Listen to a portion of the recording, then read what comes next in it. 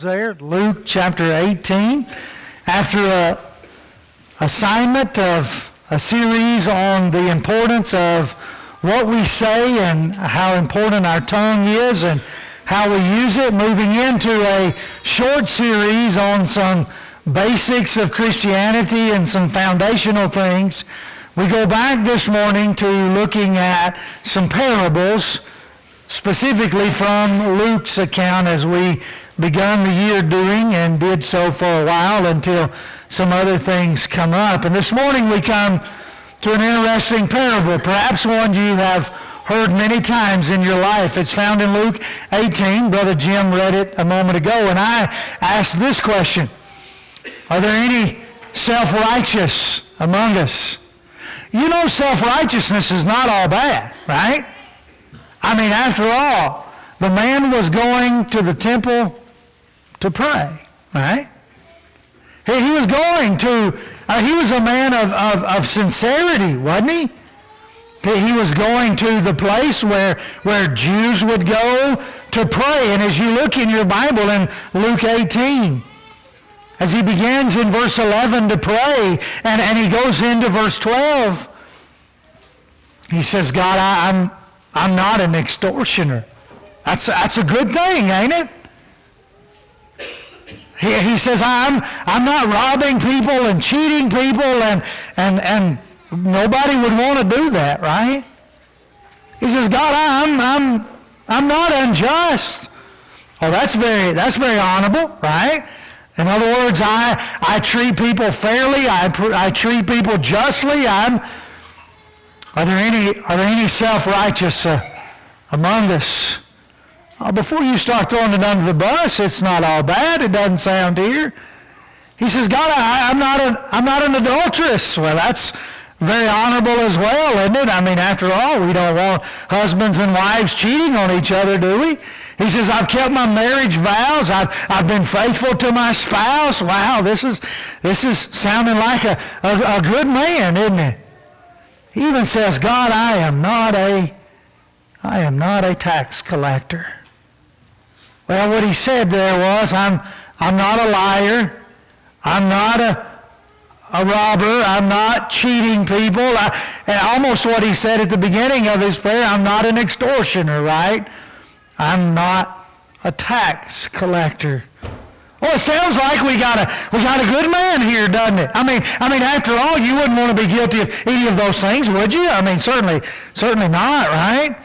You would want to be a person of honesty and integrity, and as he stands there praying, he says, God, I'm not these things. And then he goes into verse 12 and he says, here's what I am. I am a man who fasts twice a week. Man, that's really good, isn't it? Because do you know what the law required? It only required once a week. This guy he's going above and beyond. You know, Jesus said if one compels you to go with him 1 mile, you ought to go with him. Oh man, this guy he's really embodying, he's doing it twice a week. He's thinking to himself, man, you know, the law only requires me to give of what I prospered, but I'll give of all that I have, and I'll do it twice. Got any self-righteous among us? Before you throw it under the bus, you need to realize, hey, this is sounding pretty good, isn't it? The problem is that religion for the sake of religion is not pleasing to the God of heaven. Let me say that again. The problem is that religion for the sake of religion is not pleasing to the God of heaven. This man's very religious. Absolutely. He is religious among the elite of the religious, mind you. Jesus tells us in this parable as he begins back there in verse 10 that this is a Pharisee. He's a Pharisee. He is of the elite status of the religious people. The problem is, religion for the sake of religion does not please the God of heaven.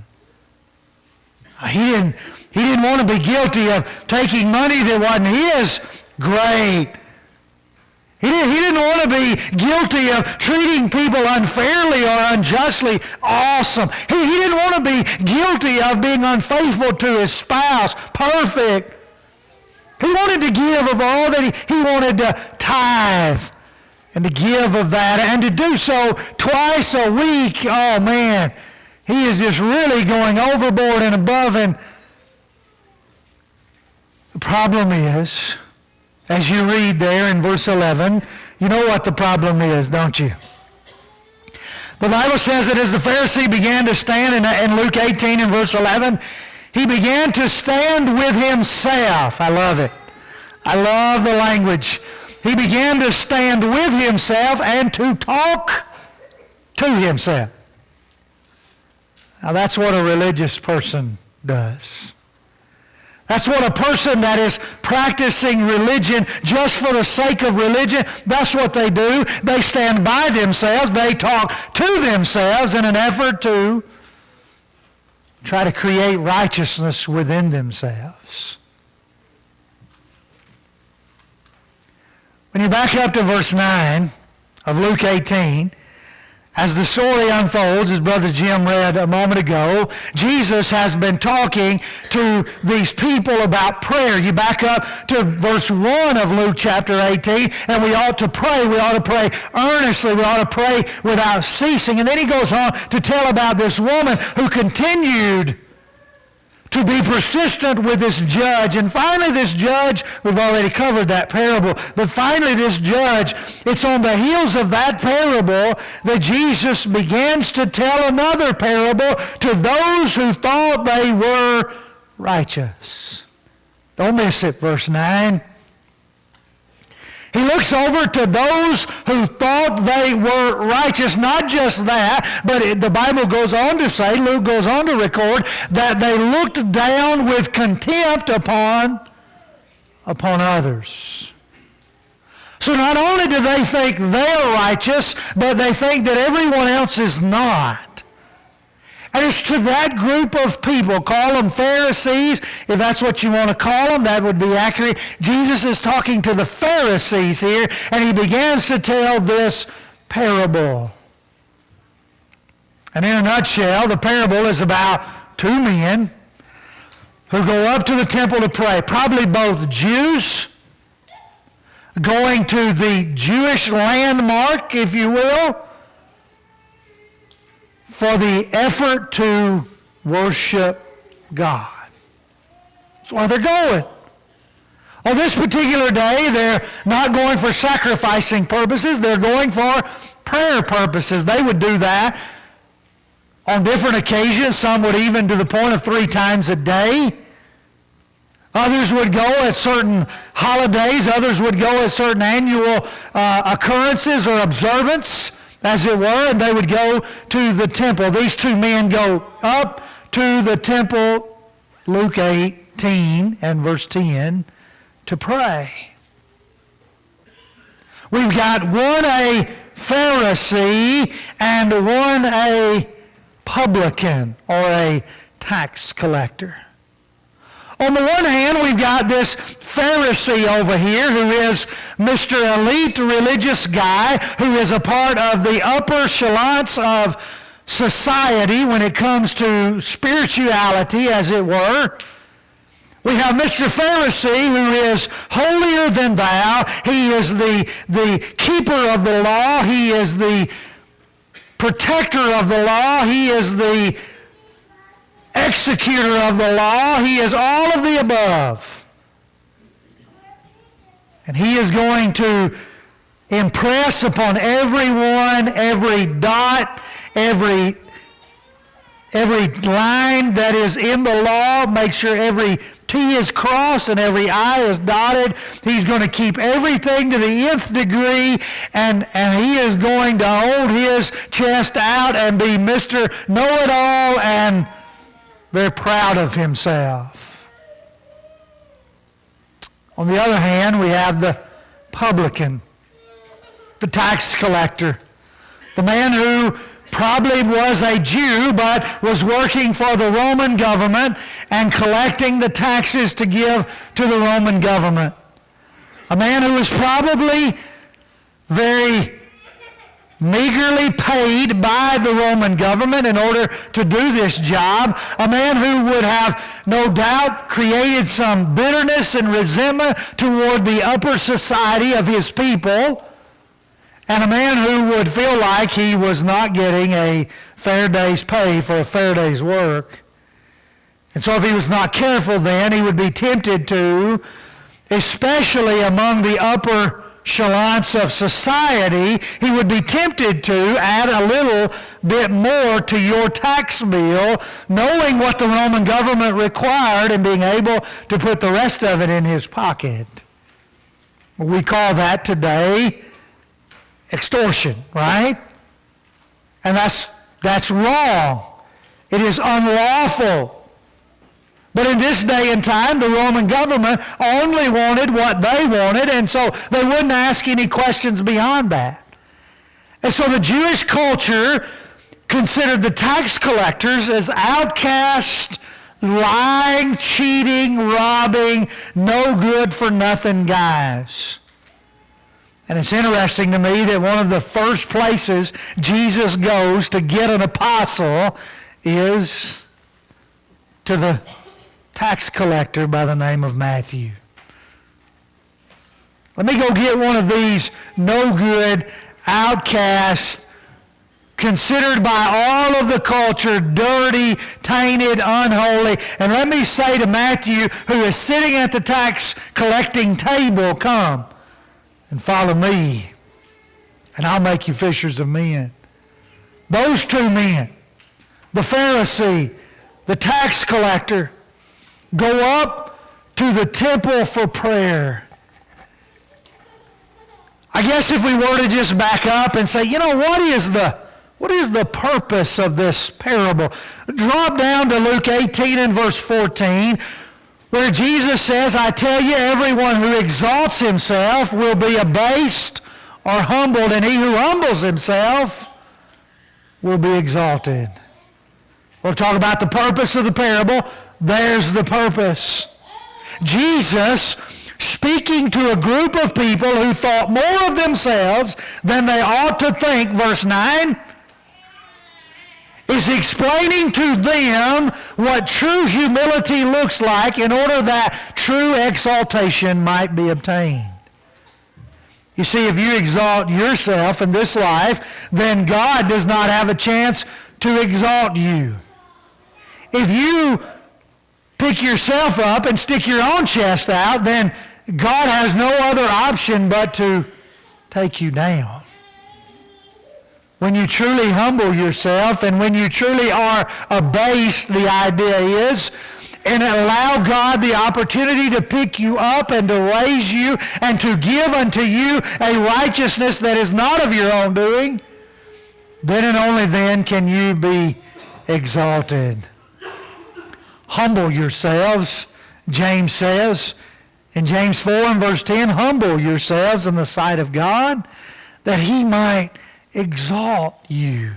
Peter says in 1 Peter 5 and verse 5 that God resists the proud but gives grace to the humble. The purpose of the parable, he who exalts himself will be abased.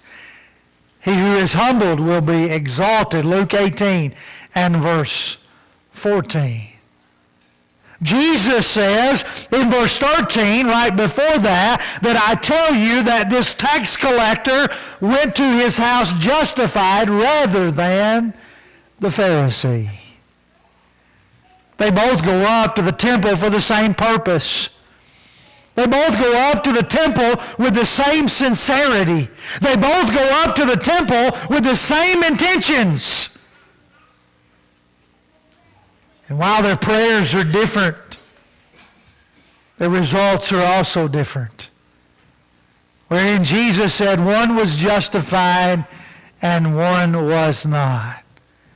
Hope you'll be here this evening at 6 o'clock. We're going to talk about, Lord willing, the justification of the tax collector. I just want to focus in on, are there any Are there any self-righteous among us? Let's just talk about the Pharisee, can we? Look at the difference in the two prayers tonight. We'll go more in detail to that prayer in Luke 18 and verse 12, where the tax collector just doesn't even look up to heaven, but he pounds his chest and he utters this simple prayer, God be merciful to me, a sinner. There'll be more detail for that tonight. But go back to the first prayer. Go back to verse 11. Go back to the Pharisee deciding that he wants to stand by himself. It's suggested that he marched up into the temple court and he marched up into some of the most revered places in all of the temple, and he begins to pray. The language in verse 11 even says that when he gets there, he strikes a pose. How about that? He gets out in the public square and he strikes a pose, right? I'm praying here. Are y'all listening? Are you hearing what I'm saying? I mean, he smiles for the camera, right? He wants everyone to see him. He's standing by him. Excuse me, could you get out of the way, please? Back up, back up. This is my space. He's standing by himself, purposely to call attention to himself. And then he begins to pray to himself. It's fascinating to me that Jesus suggests in this parable that God is not even listening. God's not even hearing. Why? Why? I thought when you prayed, God would hear. I thought when you prayed, God was listening. I thought prayer was supposed to be to God, and all of those are, yeah, right. But this man isn't praying to God. He didn't come to the temple to be heard by God. He came to the temple to be heard by everyone else. He came to the temple to stand in a posing position in front of the crowd so that they could all gloat and clamor over who he was. He had an audience, but he had the wrong audience. His audience was himself. His audience was the people around the temple. He wanted to be seen. Jesus had warned against that in Matthew 6. Oh, he warned against it heavily. When you pray, don't go out on the street corner and pray. You go into your closet. And you get on your knees in secret and you pray to your Father who is in secret. Oh, he done warned about this in Matthew chapter 6. He said, when you give, don't let your left hand know what your right hand's doing. Don't go out and, oh, look at me. Did you see that check I just wrote? No, you give in humility. You give of yourself in humility. You don't go around tooting your own horn. You don't go around, do you realize what I've done for the needy this week? No, you just go about doing good. Jesus had already warned in Matthew 6, when you fast, don't go out like the self-righteous do and get this old friend, I haven't eaten in 3 days. I'm fasting for the Lord. Don't go out with this all. No, you go out, you put your makeup on, and you look like you do every day of the week, and you don't suggest in any way that you're fasting. Your Father who is in secret will reward you. In other words, you quit all this outward show stuff, and you get some conviction inwardly. Challenges to self-righteousness. What are some challenges? Well, obviously, one of the huge challenges is you can't see your own weakness, right? Paul warned about that in Romans 12 and verse 3 when he said, I'm warning every one of you not to think more highly of himself than he ought to think, but with sober judgment. Romans 12 and verse 3. Be careful not to think more highly of yourself than you ought to think. He who thinks he stands, take heed lest he fall. The problem, one of the huge problems with self-righteousness is I can't see my own weaknesses. I can't see my own struggles in life because I'm, challenge number 2, because I'm too busy pointing yours out. You go back to Luke 18 and verse 9, and who's he talking to? People who thought more highly of themselves while looking down on contempt at others. You see, a huge challenge with self-righteousness is I'm too busy pointing out your faults. Now, Matthew 7 and verse 1 has been abused in the religious world. Hear me carefully. Jesus does not say in Matthew 7 and verse 1 that nobody can judge. What he says in Matthew 7 and verse 1, judge not that you be not judged, because verse 2 he says, for with the judgment you use, it will be measured back to you. And then he goes on to say, listen, if you're going to look for sawdust in other people's eyes, you better look at your own sawdust. Because you not only have sawdust, you have a bunch of particles of sawdust that are still formed together to create a plank. And so before you go looking at, see, that's the challenge with self-righteousness. Is that I can't see my own weaknesses, number 1, because number 2, I'm too busy looking at yours. The Pharisee said, man, I am glad I am not like this tax collector. Did the tax collector have some issues? He absolutely did. What were they? I don't know. You know what the man said? The man said, I am a sinner.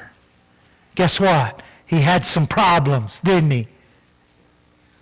And the Pharisee, in his effort to be this holy, righteous guy in and of himself, by himself, with himself, praying to himself, he's looking over there and he's saying, man, God, I'm glad I'm not like this guy. And God's not listening. God's not listening because he's not talking to God. He's too busy overlooking his own. Well, what did he say in Luke 18 and verse 11? I'm not an extortioner. He was robbing God at the very moment, wasn't he?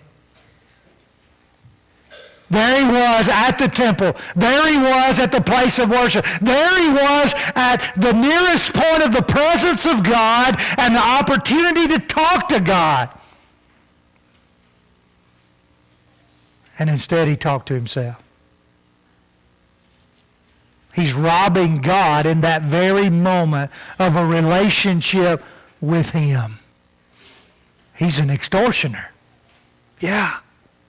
He's guilty. What did he say in Luke 18 there as he's praying? I thank you, God, that I am not unjust. And yet he's casting unrighteous judgment on the tax collector in the very moment. All in the same breath. What does he say in his prayer? God, I thank you that I am not an adulteress. And he's playing the harlot with God. He's playing the harlot he's standing in the place of the presence of God as if to have the appearance of righteousness, and he's playing the harlot with God. He's cheating on God in the very moment. He's claiming to be one of God's children, and yet he's not. The challenges with self-righteousness is you can't see your own weaknesses because you're too busy looking down at others. It's about trying to please yourself. A challenge with self-righteousness is I want what I want, and I want to please me instead of God. Paul makes it very clear in Galatians 1 and verse 10 that if he were still trying to please man, he could not be a servant of Christ. He asked him, who am I trying to please here? Am I trying to please God or am I trying to please man? And then he summarizes in Galatians 1 and verse 10 by saying, if I was trying to please man, I have no business being a servant of Christ. A challenge of self-righteousness is that you're trying to please yourself instead of trying to please God. I'll give you one more challenge to self-righteousness, and that is that you're constantly comparing yourself to others. Did you hear what the man said in verse 12? I fast twice a week. What's he doing? He's saying, man, I'm a lot better than all these other people. They only give once a week. I fast twice a week. I'm a lot better than these other people. They only fast once a week. I tithe of all that I have. There's other people not doing that. I give more. I go without food more. I'm not like this tax collector over here. It's just constantly about comparing. Here's who I am in comparison to who they're not. 2 Corinthians 10 and verse 12, Paul says, be careful. For we do not dare to compare or classify ourselves with others or with ourselves. Folks, there's one standard this morning. There's one standard only, and you are not it, and neither am I. The standard is Jesus Christ. And the problem with self-righteousness is that I start comparing myself. Well, I may not be, but I'm better than. And you're on that long black train to a devil's hell. Because you're using a standard that is not the standard. And until you find out what the real standard is and start using it, then what you'll learn is that none of us will completely measure up. And so instead of looking at you and where you fall short, I've got to constantly be looking at me and where I fall short. Because the standard's not me and it's not you. It's Jesus. The problem, the challenge with self-righteousness is you become the standard.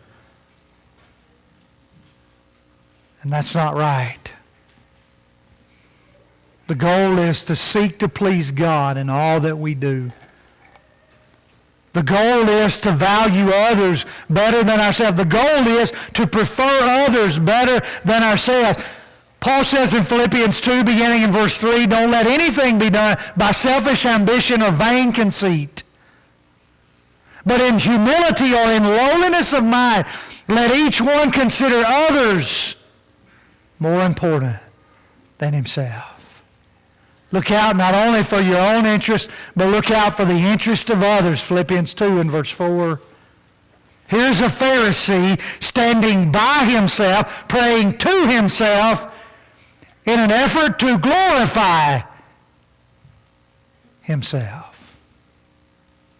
And Jesus says, that man did not go home justified.